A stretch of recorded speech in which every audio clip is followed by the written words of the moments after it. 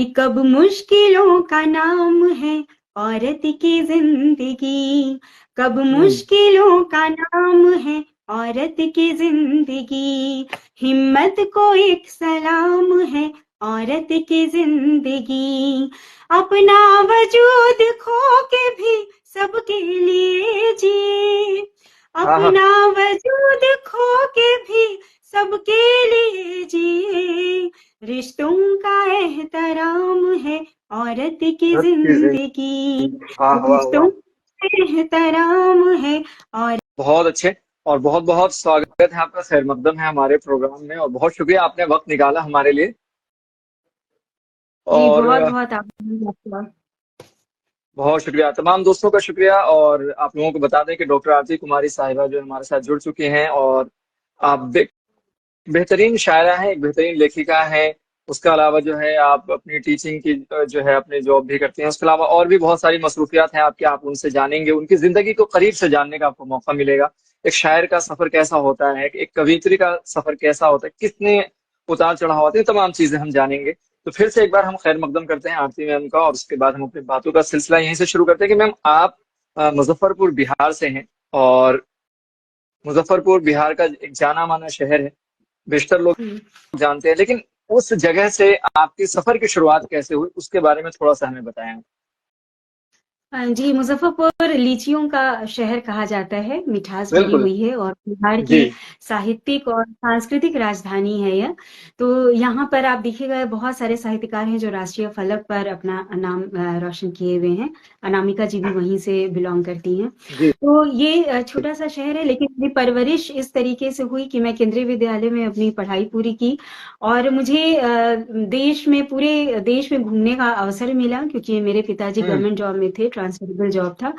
और साहित्य के प्रति इस तरह लगाव जुड़ा कि मेरे हिंदी के शिक्षक वो बहुत ही अच्छा पढ़ाते थे और उनके कई शेर उनके द्वारा बोले हुए पढ़ाई के दौरान कई शेर, चाहे वो दुष्यंत के हों, राहत इंदौरी के हों, निदा फाजली के हों, तो एक सुनते सुनते जैसे हम बड़े हुए, हम अपनी डायरी में लिखा करते थे। तो इस तरीके से उसको गुनते सुनते एक साहित्यिक इन्वायरमेंट भी मिला मुझे घर से भी।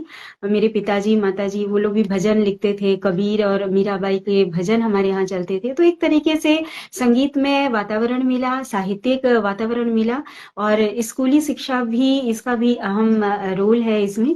तो यहाँ से मेरी साहित्यिक यात्रा शुरू हुई और स्कूल कॉलेजों में जाकर फिर थोड़ा बहुत पठन पाठन के साथ साथ क्रिएटिव राइटिंग का भी जब अवसर मिला, स्कूल मैगजीन के लिए, जी। कॉलेज मैगजीन के लिए, तो एक सिलसिला शुरू हुआ। और जैसे ही बड़ों की सराहना मिलती है तो एक मनोबल बढ़ता है कि जी। हाँ शायद मैं कुछ अच्छा कर सकूं। जी।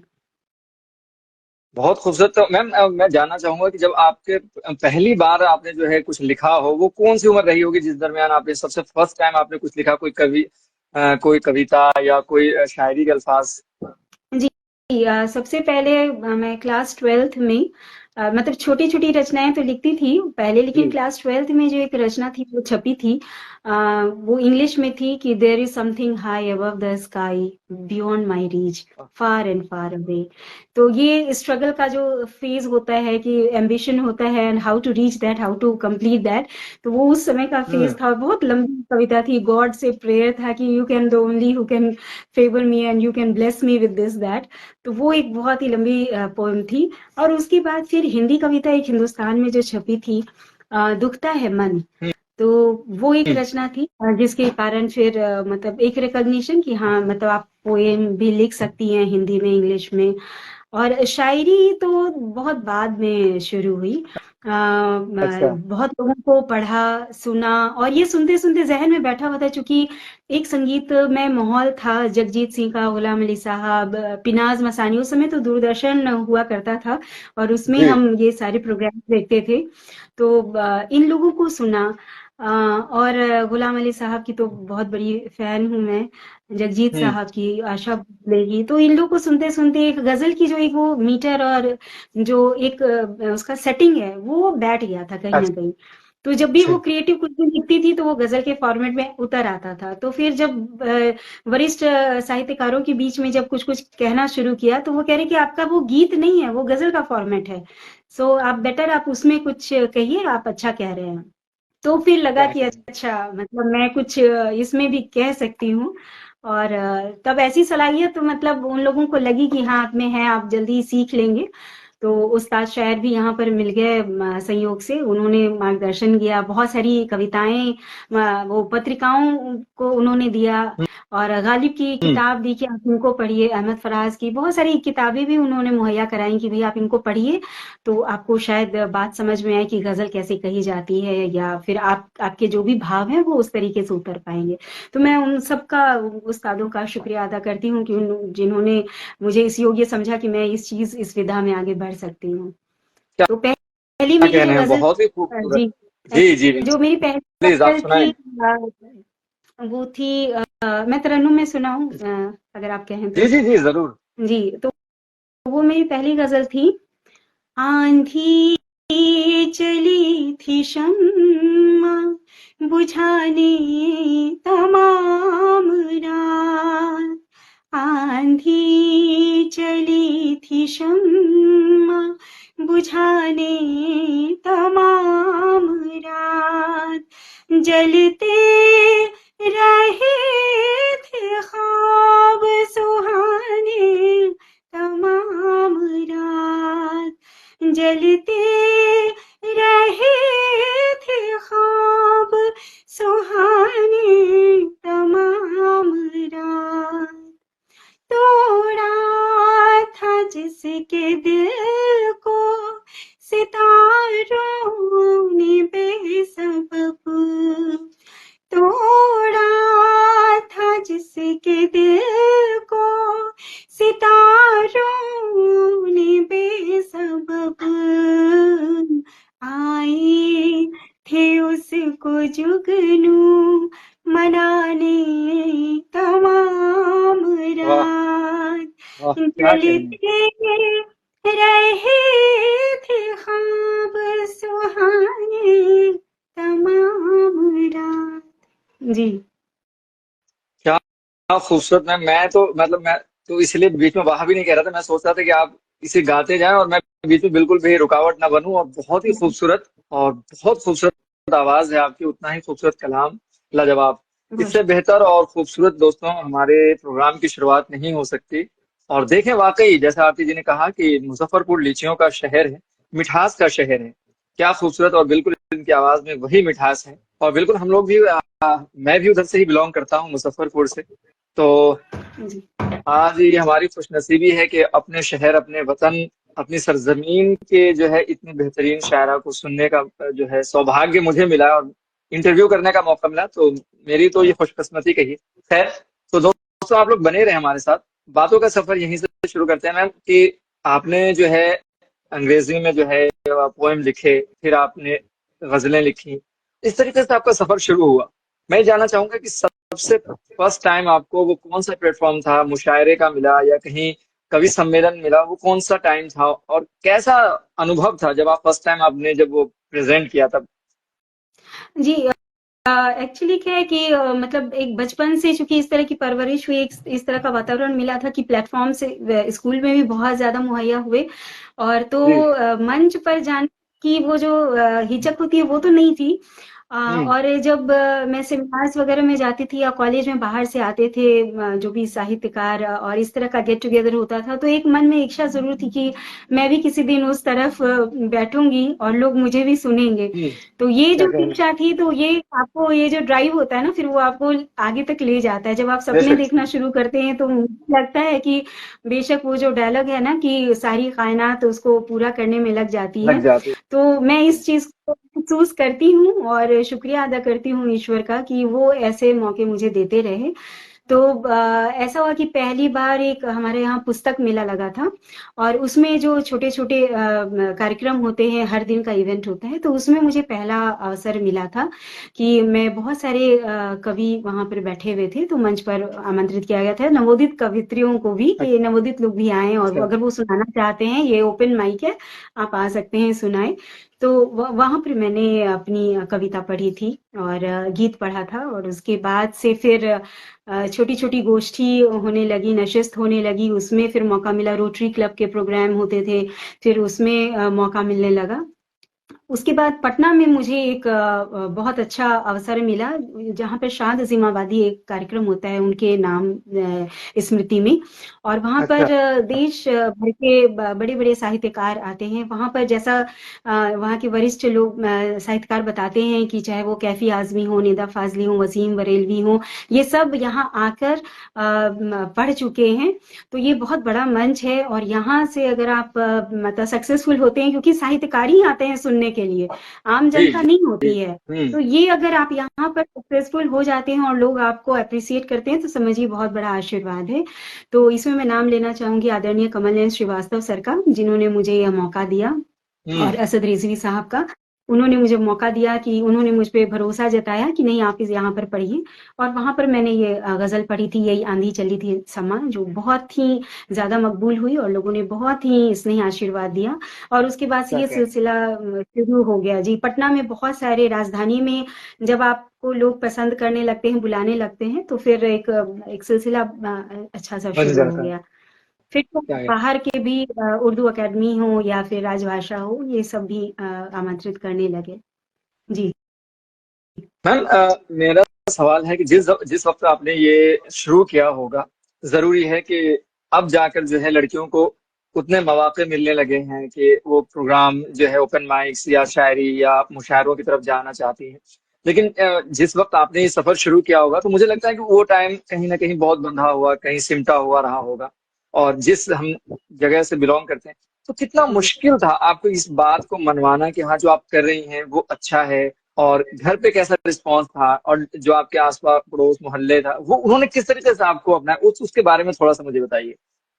जी, मैंने जैसा कहा कि मेरे पिताजी गवर्नमेंट जॉब में थे, ट्रांसफरेबल जॉब था, तो मुझे चूंकि बहुत एक्सपोजर मिला। मेरे पेरेंट्स ब्रॉड माइंडेड रहे हैं, हम्म। और उन्होंने सारे अवसर प्रदान किए, कभी लड़के लड़की में भेदभाव नहीं किया। इसलिए शायद मैं चाहे वो भारत स्काउट गाइड हो, उसके जम्बूरी में मैं अटेंड की, अच्छा। केरल जाकर 1 डेढ़ महीना अच्छा। वहां रही, अच्छा। या फिर हॉकी हो, कबड्डी हो, खो खो हो, ये सारे जो जितने स्पोर्ट्स इवेंट थे, उसमें भी मुझे मौका मिला। क्लस्टर लेवल पे, नेशनल लेवल तक, प्री नेशनल तक मैं पहुंची वहां तक। वाह। लेकिन बोर्ड के एग्जाम्स थे, तो मुझे मौका नहीं मिला। तो हमारे घर में इस तरह की कोई ये बात नहीं थी कि तुम ये नहीं कर सकती हो, जबकि क्रिएटिव चीजों को प्रोत्साहित किया गया। संगीत भी मैंने जी। सीखा, अच्छा। कथक नृत्य सीखा, और रचनाओं की जहां तक बात है, तो वो पत्रिकाओं में पब्लिश होती थी। हाँ, इसमें एक बात ये जरूर थी कि मेरी जो शादी हुई, वो जब मैं पार्ट 1 में थी, ग्रेजुएशन में जस्ट एडमिशन लिया था, तब मेरी हुई थी। लेकिन उसके बाद से भी मेरे जो इन लॉज भी थे, उन्होंने कभी भी इस चीज के लिए नहीं मनाही की कि नहीं, आप आगे नहीं पढ़ सकते हैं, या जॉब हम्म। नहीं कर सकते हैं, या आपके पास जो क्षमता है, क्रिएटिविटी है, चाहे वो संगीत की हो, चित्रकला की हो, या फिर लिखने की हो, तो उसको आप बंदिश तो नहीं किया उन्होंने। हाँ, ये जरूर पूछते थे कि कहाँ जा रही हो, किन लोगों के साथ जा रही हो, और जी जी। जो भी हाँ, तो वो परिचित होते थे, और मेरे साथ भी कई बार वो जाकर देखते थे कि भाई किस तरह का माहौल है, और बच्चा पढ़ रहा है या बहू पढ़ रही है, तो वो किस तरह का रिस्पॉन्स आ रहा है। तो ये जरूर उन्होंने देखा, लेकिन फिर उन्हें यकीन था कि नहीं, ये अपने क्षेत्र में अच्छा कर रही हैं, और अच्छे लोगों की संगति में हैं, और अच्छा करेंगी। और पत्रिकाओं में भी लगातार जब प्रकाशन होने लगा, तो एक ऑथेंटिसिटी होती है कि हाँ नहीं, आप अच्छा कीजिए। और फिर परिवार की प्रेरणा से ही मेरी किताबें भी विगत 2 वर्षों में आई हैं, हम्म। चाहे वो गजल संग्रह हो, या राजभाषा से मेरी किताब पांडुलिपि स्वीकृत हुई और पुरस्कृत हुई, तो वो भी धड़कनों का संगीत एक काव्य संग्रह आया है। और उर्दू निदेशालय से मुंतजिर है दिल उर्दू में एक वो गजल संग्रह आया है। और फिर हिंदी में देवनागरी में साथ रखना है। तो ये सब मेरे परिवार के और लोगों का ही, सोसाइटी का ही एक्सेप्टेंस है, कि उन्होंने इस चीज को समझा कि मेरे अंदर जो प्रतिभा है, या जो भी मैं कुछ करना चाहती हूँ, तो वो सही दिशा में है, समाज के लिए मैं कंट्रीब्यूट कर रही हूँ, समाज को कुछ दे रही हूँ, चाहे अपनी लेखनी से, चाहे जिस भी प्रोफेशन में हूँ, टीचिंग में, तो मैं समाज को कुछ दे रही हूँ, और लड़कियों को प्रोत्साहित कर रही हूँ। उन्हें एक कई बार लोग कहते हैं कि आप एक रोल मॉडल हैं या एक आइडल हैं, वैसे मैं नहीं समझती हूँ, लेकिन फिर भी लोगों के लिए लगता है कि यदि आप शादी के बाद भी इतनी सारी चीजें कर पा रहे हैं, तो एक जो जज्बा होना चाहिए, वो आपसे सीखना चाहिए। तो खुशी होती है कि शायद मैं किसी के लिए कुछ प्रेरणा अगर बन सकूं तो। बहुत जी। उम्दा। बहुत खूबसूरत, और इतनी सारी किताबें आपकी आई हैं, और सबसे बड़ी बात है कि आपको जो है ऊपर वाले ने इतना सारा हुनर दिया और आपने तमाम स्पोर्ट्स में जो है अपनी तबाज़माई की, उसमें हिस्सा लिया, ये बहुत बड़ी बात है, काबिले तारीफ है। मैम बातों का सफर जारी रखेंगे, लेकिन हम चाहेंगे कि आपकी जो है, जो आपका जो ये की जर्नी है, उसमें से अगर कोई गजल या कुछ और सुनाना चाहें आप हमें, हमारे नाजरीन को।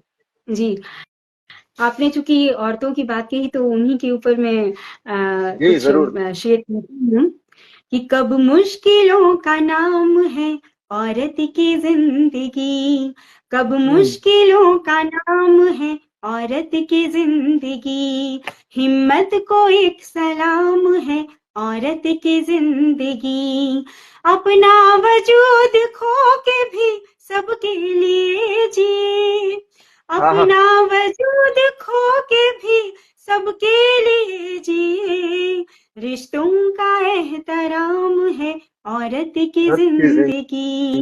वाह वाह वाह। रिश्तों का एहतराम है औरत की जिंदगी, सूरज यही है, चांद यही, रात दिन यही, सूरज यही है, चांद यही, रात दिन यही, जीवन की सुबह शाम है औरत की औरत की जिंदगी। जिंदगी, वाह। जीवन बहुत की उम्दा। सुबह शाम है औरत की जिंदगी।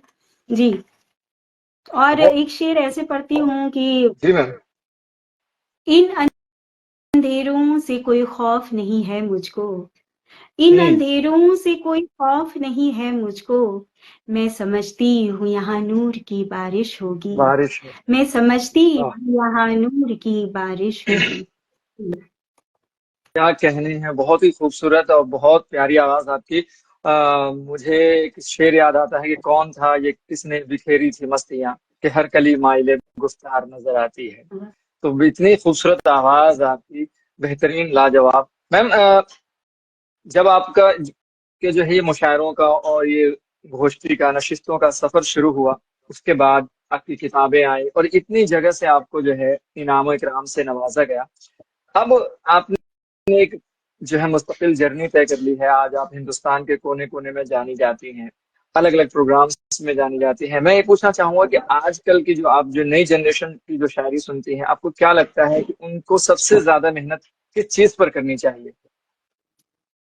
जी देखिए, आजकल तो गज़लों का बहुत क्रेज़ है युवाओं में, जी। और वो फॉर्मेट को बहुत जल्दी अपना भी रहे हैं। लेकिन ख़ैर कोई भी विधा है, जैसे मुझे मैं अपने ही अनुभव से कह सकती हूँ कि कुछ भी आप करना चाहते हैं तो उस पे थोड़ा डूबना पड़ता है, अध्ययन करना पड़ता है, और वो अचानक से कोई चीज़ हासिल नहीं होती है।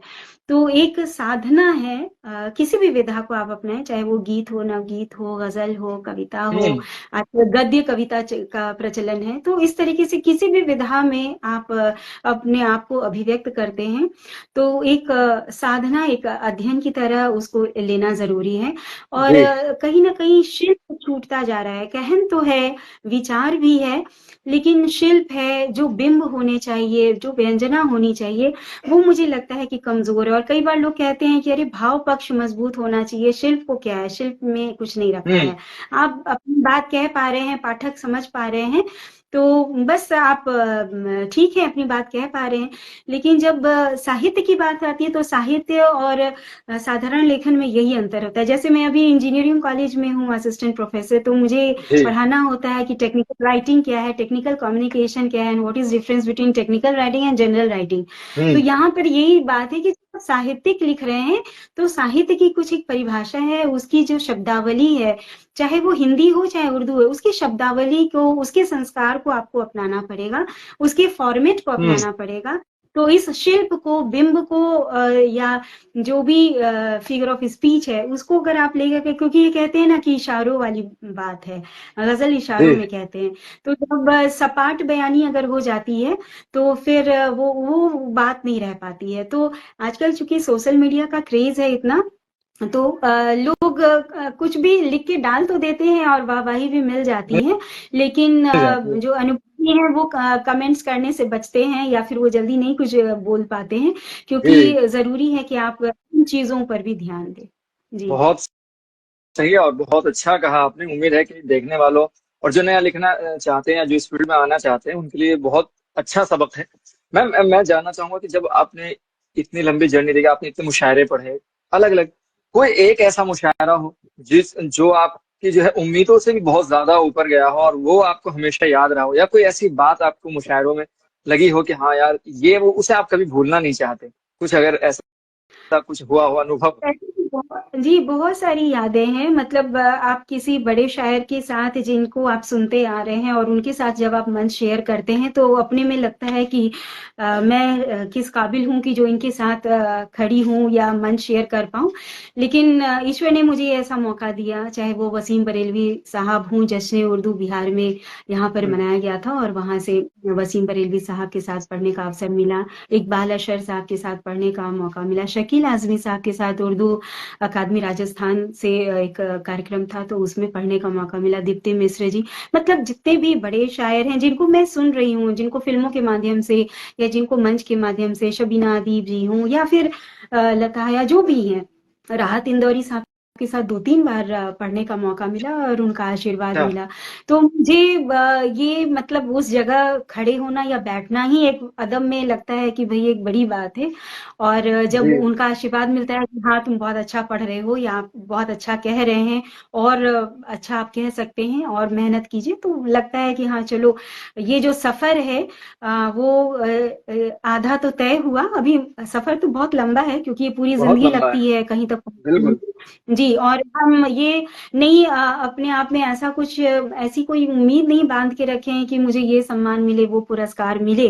मेरे लिए वही पुरस्कार है कि जब मैं किसी बड़े अदीब के बीच में अगर मुझे कुछ पढ़ने का या बोलने का मौका मिलता है, ये मेरे लिए बहुत बड़ा सम्मान बिल्कुल। है। और ईश्वर ने ये सारे अवसर मुझे दिए, आगे भी माशाल्लाह ज़रूर मिलेगा और मैं उम्मीद करती हूँ कि मैं जरूर अगर मिलेगा। बेहतर लिखूंगी तो ज़रूर ही मुझे ऐसे अवसर मिलेंगे। तो लोगों का भी बहुत प्यार मिलता है और मंच से जब आप पढ़ते हैं तो एक है कि फीडबैक आपको तुरंत रिस्पॉन्स तुरंत मिलता है तो लोग पसंद करते हैं और बार बार सुनना चाहते हैं, इसलिए मुशायरों में शायद मुझे बुलाना पसंद करते हैं और मुझे भी अच्छा लगता है कि मैं लोगों के बीच में जब हर तरह के चाहे वो गीत हो गजल हो तो लोग पसंद करते हैं तो एक अच्छा मनोबल बढ़ता है।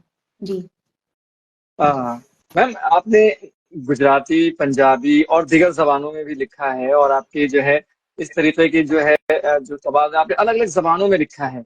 तो मैं ये जानना चाहूंगा कि सबसे ज्यादा अच्छी जबान, या यूं कहूँ कि आसान, आपको किस जबान में लिखना लगता है, या किसमें आप अपने आप को एक्सप्रेस कर पाते हैं, अपने अल्फाज को, अपने ख्यालों को किस जबान में सबसे ज्यादा एक्सप्रेस करने में आपको अच्छा लगता है?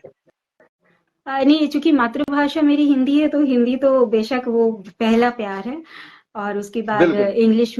इंग्लिश में भी मेरा एक पोइट्री कलेक्शन जल्दी ही आने वाला है तो इंग्लिश भी मुझे अच्छा लगता है अभिव्यक्त करने में। बाकी जबानों की बात है तो एक्चुअली मेरी रचनाएं दूसरों के द्वारा अनुदित हुई हैं, मैंने नहीं की हैं। अच्छा। चाहे वो पंजाबी में हो तो अमरजीत कौंके साहब पंजाबी के सुप्रसिद्ध संपादक हैं और अनुवादक हैं। उन्होंने मेरी कविताओं को फेसबुक पे पढ़ा और उन्होंने अपनी पत्रिका में उसको अनुवाद क्या किया कहें, ये और बहुत बड़ी बात। जी। और नेपाली में भी एक वहाँ की जो संपादक है नेपाल की पत्रिका की शब्द उन्होंने। संयोजन, उन्होंने मेरी रचनाओं को फेसबुक पर पढ़ा और फिर उन्होंने आमंत्रित किया कि आप अपनी कुछ रचनाएं भेजें। तो उन्होंने लगातार मुझे लगता है 2-3 साल तक लगातार अभी भी मतलब ये रहता है कि आप भेजें। तो फेसबुक एक ऐसा माध्यम है, सोशल मीडिया भी मैं जी जी। कहूंगी कि हमारे जैसे लोगों के लिए एक माध्यम है कि हम अपनी बात ज्यादा से ज्यादा लोगों तक पहुंचा ज्यादा है। पाते हैं और वो अपने पाठकों तक पहुंचाने के लिए उसको खुद ही अनुवाद कर देते हैं, अनुदित कर देते हैं और परमिशन लेकर कि हम आपकी रचना को इसमें अनुवाद करना चाहते हैं। तो ये एक अच्छी बात है। हाँ, मैंने उर्दू जबान जरूर कोशिश की सीखने की और राजभाषा उर्दू से भी मैंने उर्दू निदेशालय से एक कार्यक्रम चला था उर्दू सीखने का तो उसमें मैंने सीखने की कोशिश की और उसको प्रैक्टिस करती हूँ।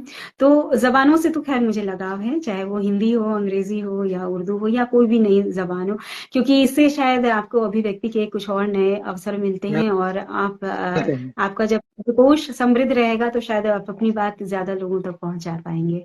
ये मेरा मानना है। बिल्कुल। मैम, क्या आपने भोजपुरी में कभी लिखा है, या कुछ लिखा हो आपने कभी?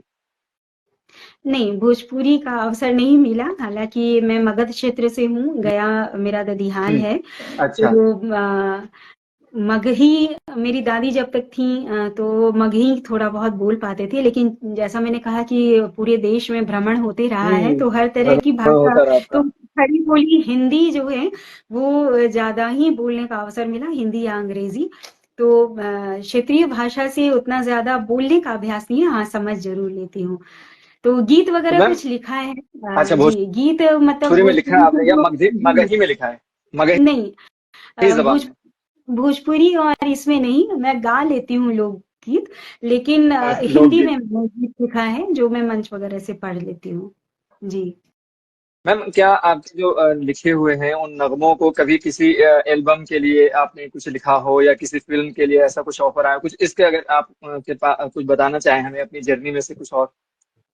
जी, एल्बम के लिए तो बहुत सारे अवसर ऐसे मिले कि और संगीतकार बहुत सारे हैं जिन्होंने गाने लिखवाए या कुछ लिए भी। और मैं इसमें नाम लेना चाहूंगी अहमद रजा साहब का। वो जब भी प्रोग्राम करते हैं तो गजल की फरमाइश जरूर करते हैं कि आप कहीं मतलब एक गजल दीजिए, या फिर मंच से लाइव भी उन्होंने बहुत से, जैसे ग्वालियर यूनिवर्सिटी में उन्होंने मेरे गजलों का लाइव परफॉर्मेंस दिया था अच्छा। और आमंत्रित भी किया था कि मैं आपकी गजल वहां पर इसको प्रस्तुति दूंगा, तो अगर आप आएंगे तो मुझे खुशी होगी। तो मुझे ये बहुत ही सुखद ये आश्चर्य भी था कि अगर किसी संगीतकार का या गायक का इस तरह का स्नेह मिलता है कि वो आपकी गजलों को कंपोज करे, तो ये मेरे लिए खैर बहुत प्रेस्टिजियस बात है। तो इस तरह से बहुत सारे अवसर मिलते हैं। हाँ, लेकिन वो फ्लोर पर आते आते कितना वक्त लगता है वो आप नहीं कह सकते हैं वो कि कब तक उसकी जो मेकिंग है, जी उसकी जो उसमें मेकिंग वक्त है लगता वो क्या प्रोसेस है। हाँ, तो वो वक्त लगता है, तो मैं बस इंतजार कर रही हूँ कि काश वो ये साल वैसा हो है। जो कुछ चीजें इंशाल्लाह। आ सके। हाँ जी। और मैम, बहुत सारी आप कंपोजिंग भी जो है है। शायरी जी। करती हैं, आप इंजीनियरिंग के टीचर हैं, ये एक अलग कॉम्बिनेशन है, और इसको जो है आपस में जोड़ा जाए तो कुछ अलग निकलता है। मतलब कैसा अनुभव है एक इंजीनियरिंग के टीचर को शायरी करने का अंदाज, और जब आप पढ़ाती होंगी जरूरी है कि क्लास में, उस दरमियान क्या कभी कुछ ऐसा हुआ, कोई किसी स्टूडेंट ने आपसे वहां पर शायरी में कुछ कहा हो, या उन्होंने आपसे कुछ कहा हो कि नहीं आप अब हमें जो है क्लास नहीं आ जाती, हमें शायरी सुना दे? एक्चुअली वहाँ भी तो मैं ह्यूमैनिटीज ही पढ़ाती हूँ, इंग्लिश ही है अच्छा। मेरा सब्जेक्ट, मैं वो पढ़ाती हूँ। लेकिन हाँ, चूंकि इसमें भी बहुत सारे क्रिएटिव राइटिंग का काम होता है, तो पोएट्री सेशंस वगैरह भी मैं ऑर्गेनाइज करवाती हूँ और बच्चे उसमें खुशी खुशी पार्टिसिपेट करते हैं। ऐसा माहौल शायद कम रहता है कि क्लास के दौरान इस तरह की कोई बातें हो सके, क्योंकि वहां पे एक अलग तरह का आपका रहता है। जब आप पोएट्री क्रिएटिव कुछ काम हम्म। करवाते हैं अलग हटकर क्लास से, तो फिर लगता है कि हाँ मैम क्या कर रही हैं नहीं कर रही हैं। लेकिन आजकल के बच्चे बहुत स्मार्ट है, वो देख लेते हैं, स्टेटस से देख लेते हैं, इंस्टा पे फेसबुक पे पहले ही खोज लेते हैं। बिल्कुल बिल्कुल। तो वो जानते हैं कि मैम कहाँ इंगेज्ड हैं या कहाँ कहाँ प्रोग्राम दे रही हैं। तो वो सामने से ऐसी फरमाइश नहीं कभी करते हैं कि मैम आप बताइए, ये बोलते हैं कि मैम लिंक भेज दीजिएगा हम देख लेंगे।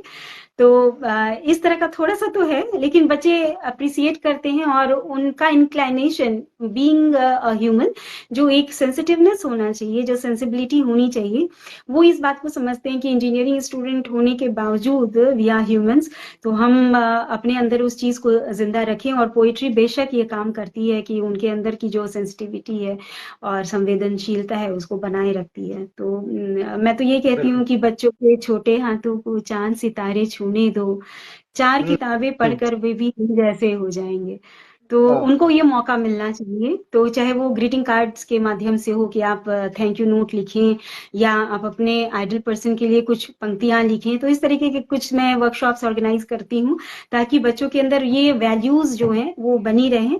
अपने पेरेंट्स के प्रति वो आभार व्यक्त करे, अपने शिक्षकों के प्रति आभार व्यक्त करे, और जीवन से जो भी मिल रहा है वो उसको अपने अनुभव के द्वारा वो एक नोट बना सके, डायरी राइटिंग कर सके, ट्रैवलॉग इस तरह का कुछ क्रिएटिव कर सके, ताकि उनको एक दिशा मिले। तो जो मैं समझती हूँ कि मैंने जो सीखा है वो अपने बच्चों को मैं दे सकूं, बहुत स्टूडेंट्स अच्छे। को।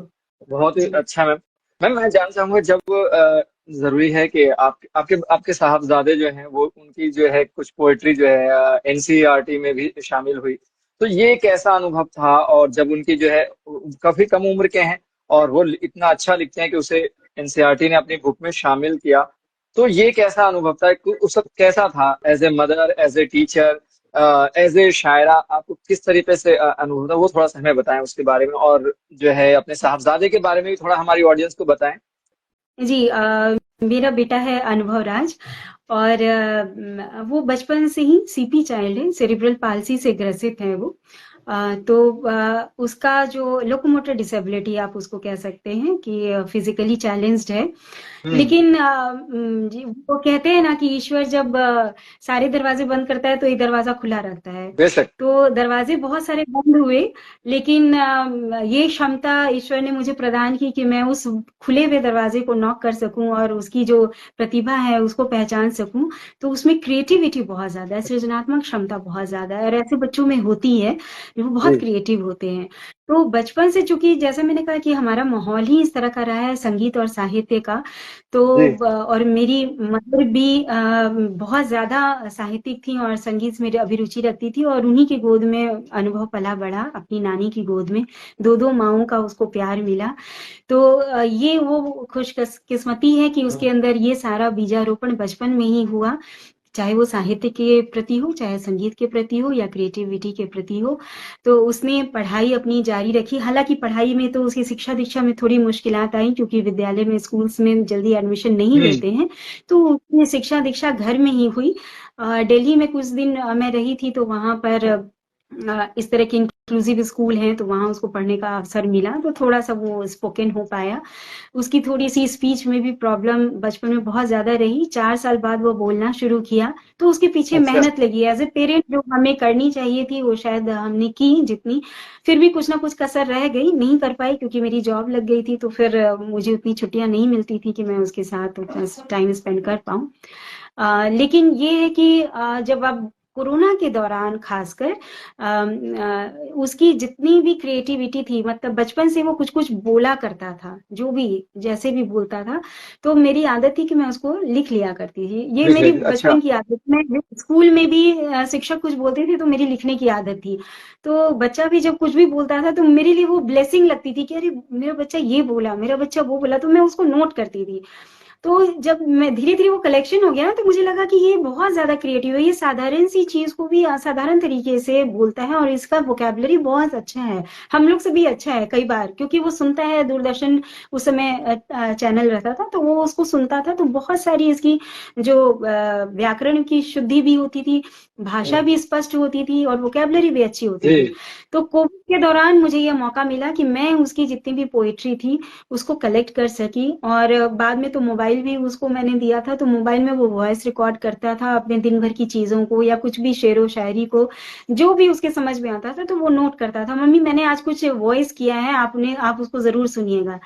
तो 2 साल जो कोविड रहा उसमें ये मेरा होमवर्क था कि मैं उसके सारे वॉइस रिकॉर्ड सुनती थी, उसको नोट करती थी, और फिर मुझे लगा कि ये सारी तो कविताएं हैं और इसके मन की बातें हैं, जो हम चर्चा करते हैं वो भी अपनी कविताओं में कुछ ना कुछ डाल लेता है। तो मैंने अपनी किताब के साथ ही उसकी भी किताब पब्लिश कराई, चिड़ियों का स्कूल बाल कविता संग्रह है। और क्या जो कहना। उसने महसूस किया, कुछ चीजें हैं उसके इसमें, वो मैंने डाली। और संयोग से जैसा रहता है कि हम लोग अपनी किताबों को जगह जगह भेजते हैं, तो मैंने जी। उसकी किताब को भी एनसीईआरटी, एससीईआरटी और जितने भी ऑफिशियल ये हैं उसमें मैंने इसको भेजा था। और ईश्वर किसी न किसी के बहाने ये मौका दे देते हैं, तो बहुत भाग्यशाली है कि उसकी एक रचना माँ, और ये उसकी पहली कविता ही मैं कहूंगी कि माँ पर उसने लिखी थी। और वो कविता का चयन हुआ है हिंदी की पाठ्य पुस्तक सारंगी में, क्लास 2 में, और वो पब्लिश होकर अब एनईपी के 2020 के हिसाब से अभी जो नए पाठ्य पुस्तक का निर्माण हो रहा है उसका यह एक हिस्सा है। तो मैं साहित्यकार के रूप में तो नहीं, मैं मदर के रूप में बहुत प्राउड फील करती हूँ कि मैं ये सोचती हूँ कि मेरा बच्चा जो 4 साल तक कुछ नहीं बोल पा रहा था, या जिसके पीछे मैं सोच रही थी कि इसका भविष्य क्या होगा, इसको किस दिशा में मैं ले जाऊंगी, लेकिन ईश्वर ने यह क्षमता दी और ऐसा माहौल किया कि इसके अंदर एक तो क्षमता है, और मेरा काम है एज ए पेरेंट कि मैं उसको एक प्लेटफॉर्म दे सकूं या उसको लोगों तक बिल्कुल। पहुंचा सकूं, क्योंकि सोशली एक्सेप्टेंस भी बहुत जरूरी है कि सोसाइटी यह समझे कि जो फिजिकली चैलेंज्ड हैं या डिफरेंटली एबल्ड हैं, तो सच में उनमें कुछ अन्य विशेषता होती है। तो ये उसके लिए बहुत ही सौभाग्य की बात है। हाँ, एज ए साहित्यकार तो मैं जरूर समझूंगी कि काश मेरी भी रचना आती किसी पाठ्यक्रम में, किसी स्टेट में। तो फिर ये एक मलाल रहेगा। लेकिन मतलब एज ए पेरेंट, मदर, मैं मदर। बहुत प्राउड फील करती हूँ कि मेरे बच्चे का नाम होगा, और दूसरे बच्चे, छोटे छोटे बच्चे उसकी रचना पढ़ेंगे, वो भी माँ के ऊपर। तो मैं बहुत रिलेट करती हूँ कि जब भी कोई बच्चा पढ़ेगा, माँ माँ तुम कितनी भोली भाली, कितनी प्यारी प्यारी हो। तो ये कविता बहुत ही अच्छी लगेगी जी। क्या कहने हैं, बहुत उम्दा। दोस्तों देखें, एक माँ ही है जो एक ऐसा जज्बा रखती है। वो बच्चे के हर वो लफ्ज जब वो बोलना सीखता है, तब भी वो उसके उस टूटे फूटे बोले हुए को भी समझ जाती है कि वो कहना क्या चाहता है। और बेशक कहते हैं ना कि कहा जाता है कि हर मर्द की कामयाबी के पीछे एक औरत का हाथ होता है। वो माँ होती है, बहन होती है, बीवी होती है, दोस्त होती है, कोई भी हो सकता है। और हमें भी फख्र है और हमें हमारी खुशनसीबी है कि हम आरती मैम जैसे लोगों से हमारा ताल्लुक है, हम इन्हें जानते हैं। और मुझे उम्मीद है कि जितने लोग आप देख रहे हैं यहाँ पर, आप आज आपको आरती मैम से मिलकर, एज ए शायरा आज तक आपने इनको सुना होगा, लेकिन आपने आज एज ए मदर जो आज इनको देखा है, आप सबको पसंद आया होगा। हमारी दुआ है कि जितनी भी माएँ हैं, खुदा उनको सलामत रखे, उनकी उम्र में दराजगी करे। और आरती मैम भी ऐसे ही उनकी उम्र में दराजगी हो। और बहुत ही इमोशनल मोमेंट है। खैर, इससे मैं आगे चलूंगा और कुछ बातों का सिलसिला, लेकिन मैं चाहूंगा कि आरती मैम ने बात की उस कविता की जो इनके साहबजादे ने लिखा है। अगर आरती मैम आपके पास हो और आप उसे सुनाना चाहें, तो ये हमारे लिए बहुत अच्छी और खुशनसीब की बात होगी। हाँ, उसकी कविता है, माँ तुम कितनी प्यारी प्यारी, कितनी भोली भाली हो, दिल से हम्म। सच्ची मिश्री जैसी, सारे जग से न्यारी हो। मेरे वाह। मन में जोश तुम्ही से, तुमसे ही प्रकाश। मेरे मन में जोश तुम्ही से, तुमसे ही प्रकाश। मुझ में साहस तुमसे आता, तुम पे ही विश्वास। मुझ में क्या साहस कहने हैं। तुमसे वाह। आता, तुम पे ही विश्वास। ये कविता है। ये इसकी किताब है, चिड़ियों का स्कूल, जो अनुभव की किताब है। क्या और क्या। ये उसका परिचय है। और ये मतलब मेरे लिए प्राउड मोमेंट ये भी था कि उसको एक दिन का राज्य निःशक्तता आयुक्त, कमिश्नर, डिसेबिलिटी कमिश्नर बनाया गया था। और उसकी वाह। इसी प्रतिभा को देखकर यहाँ पे कमिश्नर डिसेबिलिटी ने उन्होंने अपने ऑफिस में बुलाया था, और उसको एक दिन का कमिश्नर बनाया, और उससे आदेश भी पारित करवाया था। और उसको फिर बोला कि मैं इस ऑर्डर को जरूर पूरा करूंगा। तो एक ये भी मेरे लिए बहुत मतलब ये एक्चुअली मेरी उपलब्धि लगती है, बच्चे की तो है ही। मुझे बिल्कुल लगता है बिल्कुल। कि चलो मेरे बच्चे में ये काबिलियत है कि वो अपनी बातों को सबके सामने रख सकता है एज ए डिसेबल भी।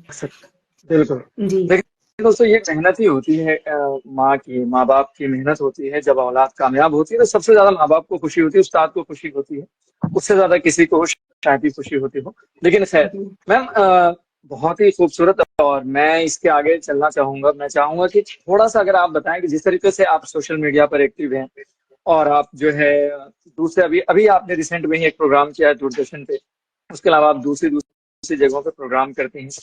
इतनी लंबी जर्नी और इतनी खूबसूरत जर्नी तय करने के बाद आपको क्या लगता है कि अभी भी क्या बाकी है जिसको अचीव करना है आपको? ऐसा कुछ जो आप चाहते हैं कि अभी मुझे वहां तक पहुंचना है? नहीं, मैंने पहले ही कहा कि मैंने अपने लिए कुछ वैसा नहीं सोचा हुआ है कि मुझे ये पुरस्कार चाहिए या ये काम कर लेना है तो मैं मुकम्मल होंगी। ये मैं नहीं सोचती हूँ। मैं ऐसी पर्सन हूँ जो आज मैं जीती हूँ, आज मुझे क्या करना है, ये आज मैं क्या है? सोचती हूँ कि आज का दिन मेरा अच्छे से निकल जाए, फिर कल देखेंगे। कल एक नया चैलेंज है, हर दिन एक नया चैलेंज है। और मैं उसी पॉजिटिविटी के साथ दिन की शुरुआत करती हूँ कि आज मुझे जो अवसर मिला है उसमें मैं इतने काम कर सकूं तो मेरे लिए बेहतर होगा। टाइम मैनेजमेंट आप समझ रहे हैं कि घर का दायित्व है, ऑफिस की अपनी रिस्पॉन्सिबिलिटी है, प्रोफेशनल जिम्मेदारियां हैं, और एज ए पेरेंट बच्चों के लिए जिम्मेदारियां हैं। तो उसमें से साहित्य के लिए कितना वक्त निकल पाएगा ये कुछ पता नहीं है। लेकिन मैं सोचती हूँ कि ईश्वर जो भी दे रहे हैं, एक मतलब मेरी फिलॉसफी है कि ईश्वर जो भी देते हैं उसको ग्लैडली एक्सेप्ट करना चाहिए। और मैं आज तक वही करती आई हूँ, एक्सेप्ट करती आई हूँ। लाइफ ने जो कुछ भी दिया मैंने उसको हृदय से एक्सेप्ट किया, और हमेशा पॉजिटिव रही हूँ। ये मेरे पेरेंट्स की देन है कि जीवन को सकारात्मक दृष्टि से देखो। तो ऐसी बहुत सारी चीजें हैं जो मैं करना चाहती हूँ, लेकिन वक्त की कमी की वजह से नहीं कर पाती हूँ। जैसे मेरे बहुत सारे साहित्यकार मित्र हैं जो अपनी किताबें इस विश्वास से देते हैं, भेजते हैं कि मैं उसमें कुछ लिख सकूं, 2 शब्द भी लिख सकूं, नेक्स्ट सेकंड। समीक्षाएं लिख सकूं। वो मैं नहीं कर पा रही हूँ इधर 2 साल से। और कुछ संपादन का कार्य था जो मेरा मतलब बहुत ज्यादा मन था कि मैं महिलाओं के लिए खासकर कुछ महिला गजलकारों पे काम करूं, और मैंने उनसे गजलें आमंत्रित भी कर ली, लेकिन मैं उस पे काम नहीं कर पा रही हूँ, बिल्कुल भी वक्त नहीं मिल पा रहा है। और भी बहुत सारा गजल के क्षेत्र में भी कुछ काम था, और कुछ अपना भी काम था। मैं बता दूं कि मेरा दूसरा पीएचडी वर्क हो रहा है अभी एजुकेशन में। पहले तो अच्छा। मैंने इंग्लिश में किया था डॉक्टरेट, और एजुकेशन में भी मेरा जी। काम चल रहा था, और वो भी अब खत्म होने वाला है। मुझे उसकी डिग्री भी मिलेगी। तो मेरा अपना भी जो स्टडी है वो भी चूंकि कंटिन्यूअसली चल रहा है। तो बहुत सारे ऐसे काम हैं जो रिसर्च आर्टिकल लिखना हो, या जो आपके प्रोफेशनल दायित्व हैं उसमें जो आते हैं। तो कश्मकश थोड़ी रहती जरूर है, लेकिन मुझे पहुंचना अभी कहीं नहीं है कि मैं यहाँ पहुंच जाऊँ वहां पहुंच जाऊँ। जैसे जैसे मौका मिलते जाएगा, जो मेरी प्रायोरिटी बनते जाएगी, जैसे अभी प्रोफेशनल दायित्व जो रिस्पॉन्सिबिलिटी है उसको मुझे पूरा करना है, तो मैं उस पर ज्यादा फोकस कर रही हूँ। अपने बच्चों के लिए जो मुझे करना है उसके लिए, क्योंकि वो उनको भी अब मार्गदर्शन की जरूरत है, उनको टाइम देने की जरूरत है, तो फिर उधर टाइम देती हूँ। तो साहित्य अभी थोड़ा सा अभी पीछे जा रहा है, लेकिन ये आशा करती हूँ कि जैसे ही फ्री टाइम मिलेगा तो ये जो मेरी चाहत है साहित्य के प्रति, जो मेरा आकर्षण है और जो एक मेरा कमिटमेंट है, उसको भी मैं अच्छे से दायित्व को पूरा कर पाऊंगी। बहुत जरूर हम चाहेंगे कि आपको वक्त मिले और आप उनसे और काम कर सकें, और जो है आपकी जो भी करने वाली जो भी आपकी पीएचडी पूरी है उसके एडवांस में हम आपको मुबारकबाद देते हैं। आप ऐसे ही कामयाबी की मंजिलें तय करें। मैम अब मैं थोड़ा सा अलग से कुछ अलग सवाल करूंगा। मैं जानना चाहूंगा कि जब आप फ्री टाइम में होती हैं, बेसिकली जब आपको लिखना नहीं होता, किसी को पढ़ाना नहीं होता, तो इंजॉयमेंट के लिए आप कौन सा काम करना सबसे ज्यादा पसंद करती हैं? सिंगिंग, गाना गाती हूँ मैं। जब मैं और बहुत स्ट्रेस में होती जब हूँ तब भी गाने गाती हूँ, और जब मैं अच्छा। बहुत खुश होती हूँ तब भी, हाँ, मैं गाने गाती हूँ। और मुझे अपनी कंपनी बहुत ज्यादा पसंद है। मैं अच्छा। अकेले रह के खूब इंजॉय करती हूँ, चाहे वो डांस हो, चाहे वो गाने हो, या दूसरों की किताबें पढ़ती हूँ। अगर उसमें भी मुझे कुछ अच्छी चीजें निकल आती हैं तो वो मैं गाने लगती हूँ। तो मुझे वो बहुत, मेरा फर्स्ट लव है सिंगिंग। में गाती हूँ बहुत ज्यादा और रिलैक्स फील करती करती हैं। हूँ। मैम आपका सबसे पसंदीदा फूड क्या है? फूड तो सिंपल ही है, रोटी सब्जी। और ऐसे साउथ इंडियन सबसे डिश जो बेहतरीन। है, साउथ इंडियन डिश मुझे पसंद है, इडली सांभर ये वो। जी। और आपको सबसे ज्यादा जो है पहनावे में क्या पहनना पसंद है? साड़ी। हाँ, मैं साड़ी पहनना बहुत पसंद करती हूँ। और मैंने नोटिस किया है। हाँ जी, मैं चाहे वो कहीं भी रहती हूँ, मतलब घर से बाहर निकलती हूँ तो मैं साड़ी ही पहनना पसंद करती हूँ। मुझे अच्छा लगता है बहुत, एक डिग्निटी मुझे लगती है, ग्रेसफुल अपीयरेंस लगता है मुझे। और मैं बहुत कंफर्टेबल फील करती हूँ अपने आप को। और एक ट्रेडिशन भी, मुझे ट्रेडिशन भी चीजें जी। मतलब पसंद आती हैं, अपना कल्चर मुझे पसंद आता है। तो मुझे लगता है कि ये मैं नहीं करूंगी तो कौन करेगा। एटलीस्ट मैं तो कर सकती हूँ, मैं दूसरे को नहीं बोल मैं तो सकती कर हूँ, सकता लेकिन मैं तो कर सकती हूँ। तो ये मुझे ये भी लगता है कि मैं अपने कल्चर को रिप्रेजेंट करती हूँ, तो उस समय मैं सबसे क्या कह रहे हैं, सुंदर बहुत लगती हूँ। खूबसूरत। बेशक आप माशाल्लाह बहुत खूबसूरत हैं, आप बहुत सुंदर लगती हैं और हमेशा आप ऐसे ही सुंदर लगेंगी।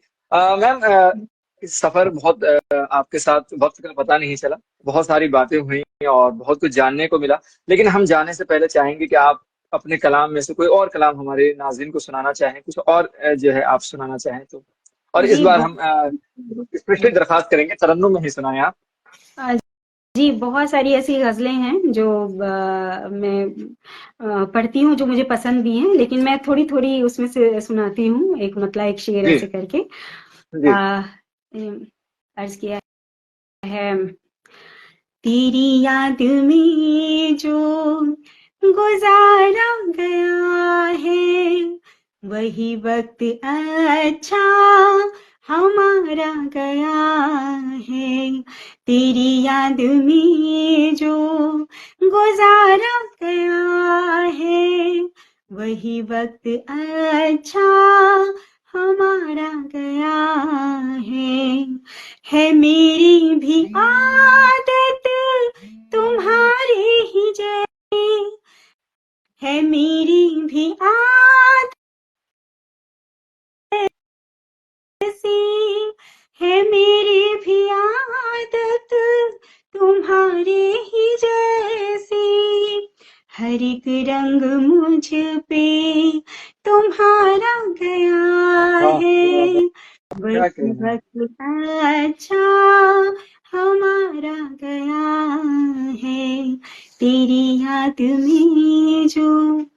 एक और गजल से पढ़ती हूँ। जी मैम जरूर। जी। खूबसूरत वादियों का जब नजारा हो गया, फिर तुम्हारी याद का रोशन सितारा हो गया। खूबसूरत वादियों का जब नजारा हो गया। और इसका मक्ता पढ़ती हूँ।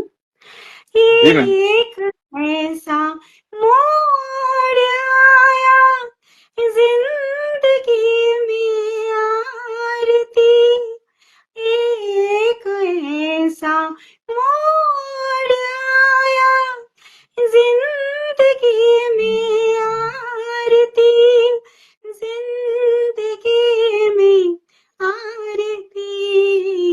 हम किसी के हो गए, हम किसी के हो गए, कोई हमारा हो वाह वाह गया, वाह वाह। फिर तुम्हारी याद का रोशन सितारा हो गया। एक और क्या गजल कहना है। पढ़ देती हूँ बहुत अगर उम्दा वक्त है तो। मैम। बहुत वक्त है। आप मैं तो आपको सुनने के लिए बैठा हुआ हूँ और हमारी ऑडियंस भी जी। आपको बड़ी जो है खामोशी से सुन रही है और महसूस कर रही है। मधु मैम बहुत शुक्रिया आपका। जी, जो लोग भी जुड़े हुए हैं उन सभी का सादर अभिवादन है और बहुत शुक्रिया है। एक दो गजल और कुछ मतलब अशार मैं सुना देती हूँ जो मुझे याद आ जी रहे मैम। हैं। जी। तुम्हारी याद हमेशा ही रोशनी की तरह, वाह तुम्हारी याद हमेशा ही रोशनी की तरह, ये और बात के मिलते हो अजनबी की हाँ हाँ तरह, वाह वाह वाह। ये और बात के मिलते हो अजनबी की तरह। इसका भी मक्ता पढ़ती हूँ। जी मैम कब इरशाद। आओगी कि उतारूं तुम्हारा सदका मैं, कब आओगी कि उतारूं तुम्हारा सदका मैं, सदका मैं कि जल रही हूँ शबो रोज आरती की वाह वाह वाह। तरह, क्या जल कहना है। रही हूँ शबो रोज आरती की तरह, वाह ये और बात के मिलते हो अजनबी की तरह। जी। और एक ये मेरी ये जो मेरा गजल संग्रह है साथ रखना है, जी तो इसी जी। के रदीफ पे गजल है। तो वो मैं आपको जी मैम। सुनाती हूँ। इरशाद। हाँ जी। तुम्ही दुनिया की नजरों से बचा कर साथ रखना है। तुम्ही दुनिया की नजरों से बचा कर साथ रखना है। मेरी चाहत का खत हो तुम छुपा कर साथ रखना है। तुम्ही दुनिया। मैं तितली की तरह हूँ फूल के जैसा है तू हमदम। हाँ। मैं तितली की तरह हूँ फूल के जैसा है तू हमदम। मैं दिल हूँ सो तुझे धड़कन बना कर साथ रखना वाह वाह है। वाह, क्या कहने। दिल हूँ सो तुझे धड़कन बना कर साथ रखना है। मेरी चाहत का खत हो तुम छुपा कर साथ रखना है। जी। बहुत उम्दा, बहुत ही लाजवाब, और क्या खूबसूरत शाम। मेरा एक हफ्ता इस तरीके से निकलता है, और ये दिन जो है सबसे खूबसूरत होता है। और जब आप जैसी शख्सियत से मिलना हो जाए और उनकी इतनी खूबसूरत आवाज, तो इस शाम के को क्या कहा जाए, ये शाम दोबाला हो जाती है। बहुत ही खूबसूरत मैम, बहुत अच्छा लगा आपसे मिलके, और उम्मीद है कि हमारे नाज़रीन को भी आज का ये एपिसोड पसंद आया होगा। चलते चलते हम मैम आपसे चाहेंगे कि अगर आप हमारे जो है नए जो लिखने वाले हैं, चाहे वो किसी भी फील्ड से हो, उनको कोई सजेशन देना चाहें, और या कोई खासकर अगर खवातीन को कोई मैसेज देना चाहें, तो प्लीज। जी। आ, एक कविता की पंक्ति थी कि केवल मनोरंजन न कवि का कर्म होना चाहिए, उसमें उचित उपदेश का भी मर्म होना चाहिए।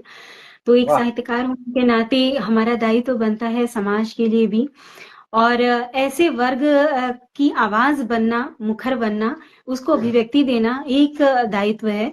तो मैं ये कहना चाहूंगी कि जब भी आप कोई कार्य करते हैं, उसका कोई प्रयोजन होता है, कोई उद्देश्य होता है, उस चीज को आप ध्यान में रखकर कोई भी कार्य करें, कोई भी अभिव्यक्ति करें। हाँ, यह जरूर है कि वो मैं से, स्वयं से शुरू होता है और तब पर जाता है।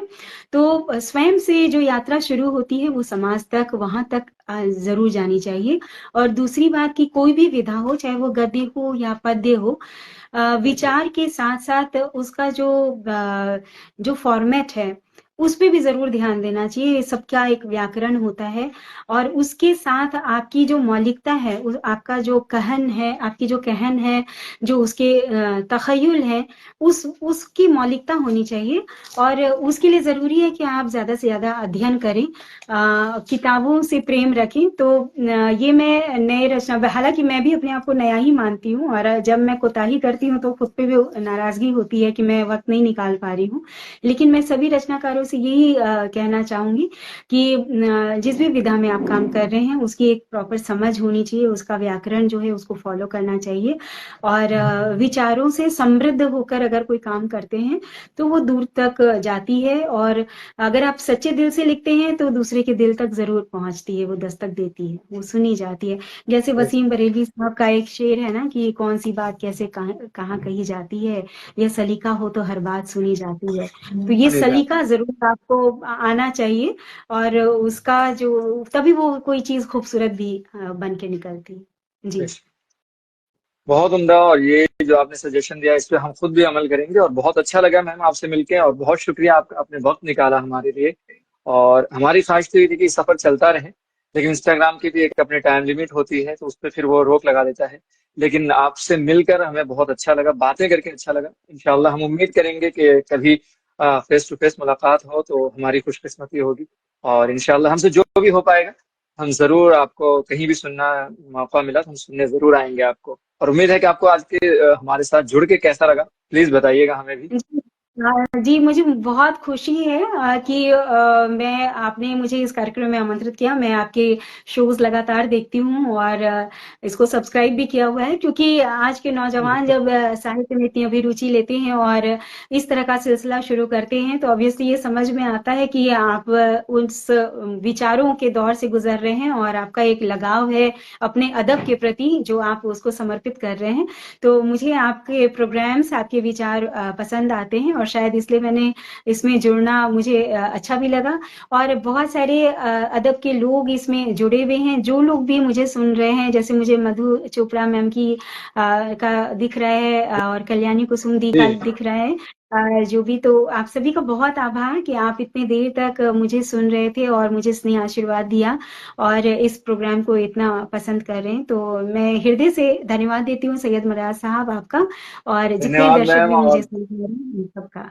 जी। बहुत शुक्रिया। और आप अपना ख्याल रखें, हमारी नेक ख्वाहिशात आपके साथ हैं और हम चाहेंगे आप ऐसे ही दिन दूनी रात चौगनी तरक्की करती रहें, और हम भी ये कह सके कि हम आरती मैम को जानते हैं और करीब से जानते हैं, उनकी फहरिस्त में हमारा नाम भी शामिल है। बहुत शुक्रिया।